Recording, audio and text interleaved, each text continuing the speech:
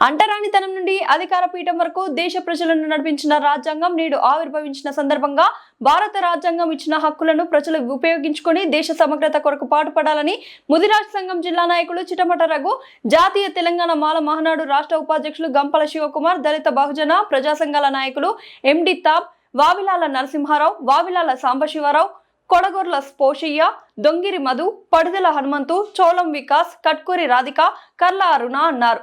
బుధవారం ఏటూరు నాగర మండల కేంద్రంలో గ్రామ పంచాయతీ కార్యాలయం ముందు రాజ్యాంగ పరిరక్షణ దినోత్సవాన్ని పురస్కరించుకొని అంబేద్కర్ విగ్రహానికి పూలమాలలు వేసి ఘనంగా నివాళులర్పించారు.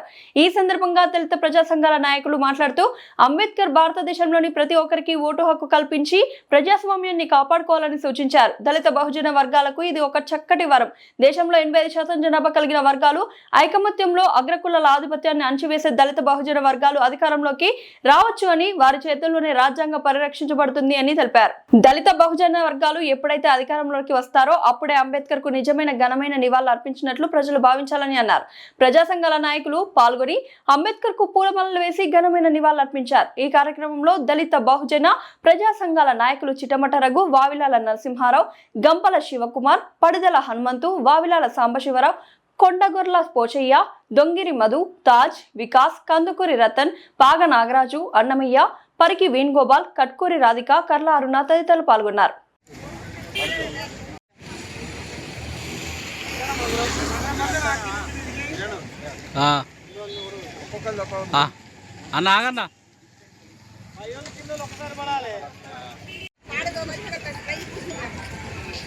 ఎంత వీడియో నత్తాను మరి వీడియో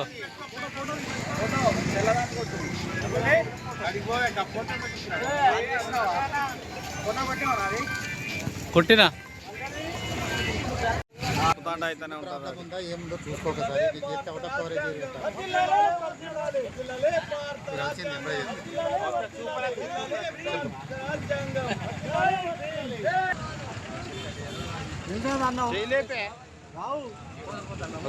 కథ వేరే ఉంటుంది.